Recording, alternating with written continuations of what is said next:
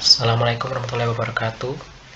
Berikutnya adalah sumber belajar pelajaran bahasa Inggris kelas 11 yang diajarkan di Madrasah Aliyah Mambaul Ulum Python Probolinggo. Untuk yang meeting ketiga atau pertemuan ketiga ini adalah materi explanation text atau teks eksplanasi. Jadi di sini materi sumber materinya adalah definisi dari explanation text atau teks eksplanasi, yang mana teks yang mendiskusikan sebuah teori, definisi, ideologi atau fenomena dan opini dan lain-lain yang berhubungan dengan fenomena alam. Jadi tujuan dari teks tersebut adalah bagaimana menjelaskan suatu proses atau bagaimana sesuatu itu terjadi. Jadi selanjutnya adalah struktur dari explanation text sendiri. Yang pertama adalah ada general statement, yang kedua ada sequence explanations. General statement sendiri adalah pernyataan umum dari teks tersebut yang mendefinisikan secara langsung dari suatu fenomena atau teori yang dibahas. Selanjutnya adalah explanation sequence explanation, penjelasan berurut, yang mana berisi berbagai penjelasan proses dari terjadinya teori tersebut atau fenomena tadi yang dijabarkan dari dalam teks tersebut. Lalu di sini ada fitur-fitur bahasa dan dari teks eksplanasi, teks penjelasan.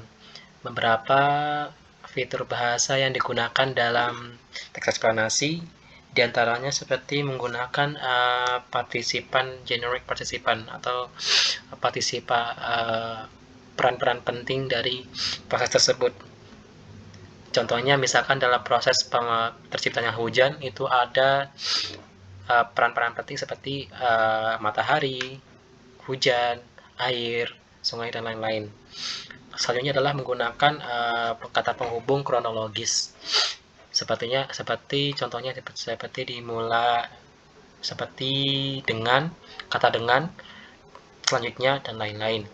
Selanjutnya adalah teks eksplanasi itu biasa menggunakan kata-kata kalimat pasif dalam teks penggunaan di dalam paragrafnya.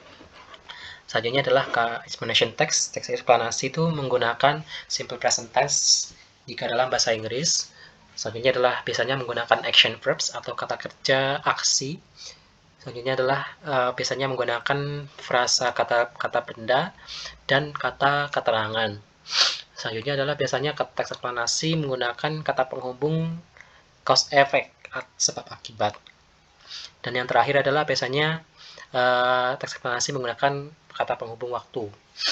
Jadi proses ini adalah beberapa fitur bahasa yang digunakan dalam teks eksplanasi, umum digunakan teks eksplanasi. Ini contoh dari teks yang dibaca oleh siswa, yang mana menjelaskan tentang proses terjadinya hujan. Ada 3 paragraf yang menggambarkan proses terjadinya hujan. Selanjutnya adalah sumber pelajaran yang mereka pelajari adalah pronunciation dan translation dari beberapa kata di dalam teks tersebut. Contohnya adalah rain, cloud, steam, warm, ocean, shine, carry, could, drop, dan river. Jadi di sini para siswa dibimbing untuk mempraktekkan kata tersebut satu persatu, melafalkan bersama guru berikut dengan phonetic simbol pelafalan yang terdapat di sampingnya, sekaligus juga mentranslate atau menerjemah kata-kata tersebut. Jadi aktivitas yang dilaksanakan para siswa dan guru di dalam pertemuan ketiga ini yaitu ada listening comprehensive. Jadi di salah satu teks yang digunakan dalam LKS di dalam sumber belajar ini terdapat satu teks yang berisi gap fill yang perlu diisi atau kata-kata kosong yang terdapat dalam teks tersebut. Jadi di sini para siswa pertama-tama akan mendengarkan suatu teks eksplanasi supaya mereka lebih tahu, lebih rileks bagaimana teks eksplanasi tersebut, dan juga mengisi kata-kata yang kosong tersebut sesuai dengan kemampuan mereka. Jadi pertama mereka akan mendengarkan suatu teks dengan audio yang disiapkan oleh guru. Selanjutnya adalah material explanation, yaitu penjelasan materi yang disampaikan, diantaranya seperti struktur dari teks eksplanasi, definisi dari teks eksplanasi, dan juga fitur bahasa yang digunakan dalam teks eksplanasi. Selanjutnya adalah guru memberikan contoh-contoh fitur bahasa dalam suatu teks. Jadi setelah beberapa definisi tadi dari fitur linguistic feature tadi, guru memberikan contoh-contoh lain dari fitur bahasa yang biasa dalam teks eksplanasi. Selanjutnya adalah text understanding and translation, yaitu pemahaman terhadap teks eksplanasi yang mereka baca, yaitu teks tentang hujan tadi, dan juga menerjemah secara bersama-sama, menerjemah paragraf-paragraf teks eksplanasi tersebut. Yang terakhir adalah speaking and pronunciation, yaitu mereka akan mempraktekkan membacakan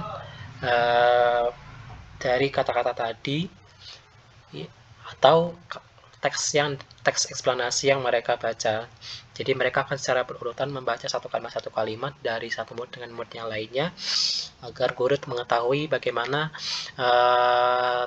tingkat atau perkembangan dari siswa setelah mempelajari bahasa Inggris dengan membacakan kalimat dalam teks eksplanasi, dan juga pronunciation atau pelafalan kata-kata yang tadi. Selanjutnya adalah pelafalan dari kata-kata yang tadi. Dapat 10 kata berikut dengan fonetik simbol yang ada. Jadi itu adalah aktivitas yang dilaksanakan oleh guru dan murid di kelas 11 Madrasah Aliyah Mabul Ulum Paiton Jombang. Sekian dari saya. Wassalamualaikum warahmatullahi wabarakatuh.